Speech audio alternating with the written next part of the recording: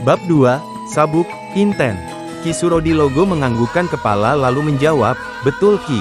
Aku terpaksa meninggalkannya karena sesuatu yang tidak dapat ditahan." "Apakah Ki Sarwana sedang melakukan perjalanan jauh? Kalau boleh tahu, dari mana Ki Sarwana berasal?" bertanya Ki Partani. "Aku berasal dari Pedukuhan Mulyasari, dan sekarang aku sedang menuju Pajang, Ki Partani. Seorang kerabat akan mempunyai keperluan yang sangat penting dan aku sedang memenuhi undangannya," jawab Ki Tumenggung. "Ia akan menikahkan anak gadisnya yang telah dilamar beberapa bulan yang lalu." "Oh," keduanya menganggukkan kepala. Lalu Ki Wartana berkata, "Tentu Ki Sarwana sedang berbunga hati karena akan mempunyai seorang cucu." Ki Tumenggung menundukkan kepala, menahan geli. Keadaan yang tidak pernah ada terpaksa ia nyatakan untuk penyamaran, meski berkubang sedih untuk sejenak waktu. Kemudian ia berkata, "Aku harap semua akan berjalan lancar." "Semoga begitu," sahut Ki Partani dan Ki Wartana bersamaan. "Tetapi aku sendiri agaknya tidak akan menikahkan anak, Ki Sanak berdua. Aku belum mempunyai keturunan hingga sekarang," berdesa pelan Ki Tumenggung dalam hatinya dan untuk sesaat ia larut dalam perasaan. "Baiklah, Ki Sarwana, kiranya pemilik kuda itu telah datang dan kami berdua akan kembali melanjutkan rencana untuk memindahkan isi Merapi," berkata Ki Partani seraya bangkit berdiri dan diikuti oleh adiknya. "Aku berterima kasih pada Ki Sanak B2, Ki Surodilogo mengangguk hormat dan agaknya ia mempunyai kesan mendalam terhadap pertemuan singkat dengan dua orang yang tidak dikenalnya. Sejenak kemudian ketiganya berpisah. Ki Tumenggung kembali ke tempatnya bersembunyi untuk mengambil keris sabuk Inten. Ia memeriksa kembali benda berharga yang menjadi kebanggaan Demak Bintara. Sedikit bergegas, Ki Tumenggung menghampiri kudanya, menaiki lereng landai dan sejurus kemudian ia telah memacu kuda menuju Pajang. Pada pagi itu Adipati Hadiwijaya sedang menerima laporan dari seorang senapati yang bertugas di tapal batas Kadipaten. "Tuan Adipati, beberapa saudagar memberi kabar pada saya tentang kegiatan yang meningkat tajam di Jepara," kata senapati itu ketika telah berada di pendapa Kadipaten. Menilik pangkat yang ia kenakan agaknya senapati itu adalah seorang rangga. Kegiatan yang meningkat itu adalah kabar yang umum dan dapat disaksikan oleh banyak orang. "Lalu berita apa yang mereka katakan padamu Ki Rangga Sambaga?"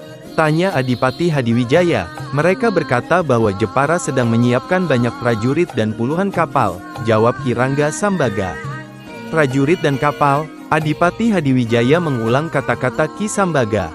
Ia mengelus janggutnya dan berdiri menatap alun-alun yang berada di seberang jalan. Ia membalikkan badannya dan lurus menghadap Ki Rangga Sambaga. Lalu Ki Rangga belum mendapatkan keterangan lain dari prajurit Demak yang mungkin saja berpapasan di perbatasan?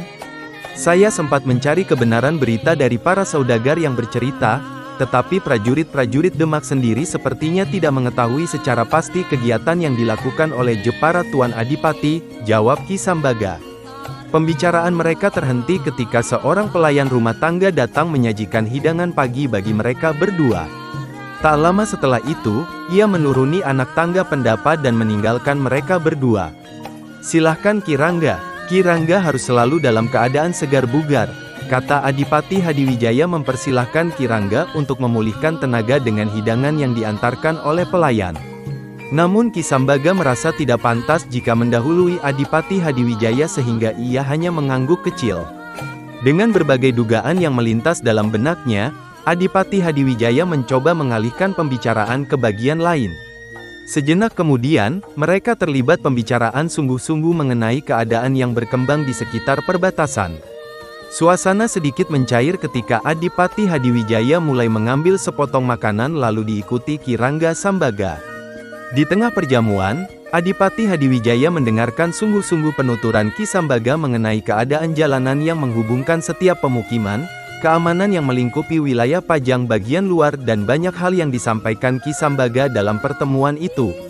Hari menapak siang ketika seorang prajurit yang menjaga regol Kadipaten meminta izin untuk bertemu dengan Adipati Hadiwijaya. "Katakan, perintah Adipati." "Seseorang mengaku datang dari Demak mengatakan ingin menghadap Tuan Adipati," jawab prajurit jaga. "Apakah ada sebuah nama?" "Ia bernama Ki Tumenggung Surodilogo. Namun, ia tidak berpakaian seperti seorang tumenggung, Tuan Adipati," prajurit jaga itu menjawab. Ki Tumenggung Surodilogo, ucap pelan Adipati Hadiwijaya mengulang nama yang disebutkan oleh prajurit jaga. Beri jalan masuk, perintah Adipati Hadiwijaya pada prajurit jaga. Langkah lebar prajurit jaga ketika meninggalkan pendapa memberikan kesan tentang wibawa yang memancar dari Adipati Hadiwijaya. Apakah kau mempunyai pendapat tentang orang yang bernama Ki Surodilogo, Ki Sambaga? Bertanya Adipati dengan tatap mata selidik. Ki Rangga Sambaga pelan dan dalam menganggukkan kepala. Dengan penuh rasa hormat, ia mengatakan, saya mendengarnya sebagai seorang prajurit tangguh yang dimiliki oleh Demak. Beberapa orang bahkan berkata bahwa Ki Tumenggung Surodilogo adalah salah satu kepercayaan Raden Trenggana. Dan beliau mengatakan hal yang sama padaku, gumam Adipati Hadiwijaya perlahan. Ia mengerutkan kening berusaha menduga permasalahan yang mungkin diemban Ki Tumenggung Surodilogo. Aku tidak dalam keadaan yang tepat agar dapat mempercayaimu yang mengaku sebagai Tumenggung. Aku sering mendengar nama Ki Tumenggung Surodilogo disebut-sebut, tetapi kedatanganmu di Pajang tanpa mengenakan tanda-tanda khusus seorang Tumenggung membuat kami harus menaruh curiga kepadamu. Kata pemimpin kelompok prajurit jaga pada Ki Tumenggung Surodilogo. Saya juga tidak dapat memaksa kalian untuk percaya.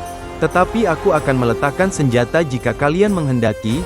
Ki Tumenggung Surodilogo berkata sambil meloloskan sebatang pedang yang tergantung pada pinggangnya dan sebilah tombak pendek yang menempel lambung kuda.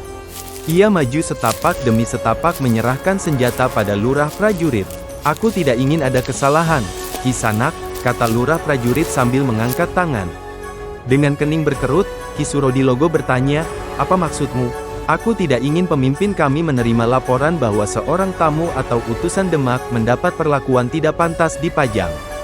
Kesungguhan menggurat tegas pada wajah lurah prajurit yang memandang tajam dua senjata Ki Surodilogo. Tidak, kalian telah berbuat sesuai pageran yang memang seharusnya ditegakkan. Hanya saja aku memang akan mengatakan jati diriku di hadapan Tuan Adipati. Ki Tumenggung Surodilogo tetap menyodorkan dua senjatanya dengan sedikit memaksa lurah prajurit agar mau menerima. Baiklah, jika demikian, tidak akan ada keberatan di antara kita berdua, tegas lurah prajurit seraya menerima dua senjata dari tangan Ki Tumenggung Surodilogo.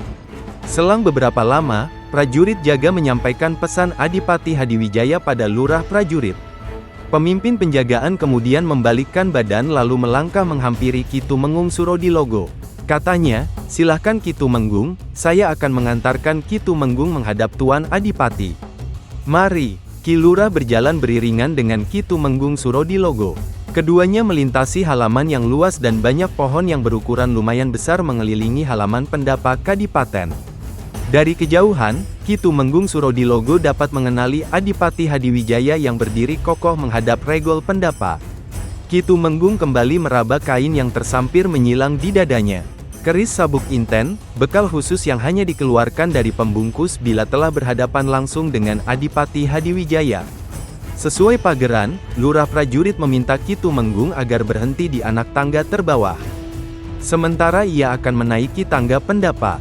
Namun di saat bersamaan, Adipati Hadiwijaya melambaikan tangan, meminta mereka agar naik bersama. Datanglah kalian berdua, dan beliau itu memang benar seorang Tumenggung yang aku kenal baik. Ki Tumenggung Surodilogo, kata Adipati Hadiwijaya.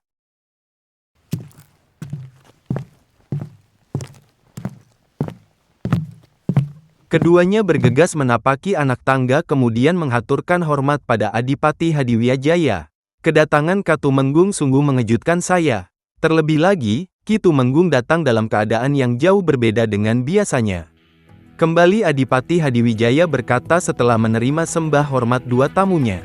Ki Tumenggung Surodilogo mengangguk hormat, lalu katanya, Tuan Adipati, jika saya datang dengan pakaian seorang Tumenggung maka itu akan mendatangkan kesulitan bagi saya. Karena seperti inilah yang diinginkan oleh Raden Trenggana. Adipati Hadiwijaya tanggap dengan ungkapan yang tersirat di balik kata-kata Ki Tumenggung Surodilogo. Ia berkata seraya mengangkat tangan, Ki Rangga Sambaga dan Ki Lurah, kalian dapat meninggalkan kami berdua. Agaknya Ki Tumenggung ingin menyampaikan kisah padaku tentang seorang pengembara yang mungkin ia jumpai di perjalanan. Silahkan, kami dengarkan, Tuan Adipati, sahut keduanya lalu meminta diri dari hadapan Adipati Hadiwijaya dan Ki Tumenggung Surodilogo. Apakah Ki Tumenggung akan lebih dahulu mengendurkan urat saraf ataukah beliau mempunyai keinginan yang lain? Tempat bagi Ki Tumenggung telah dipersiapkan sebelum Anda duduk di pendapa. Wibawa dan ketegasan Adipati Hadiwijaya jelas terlihat ketika ia mengatakan itu.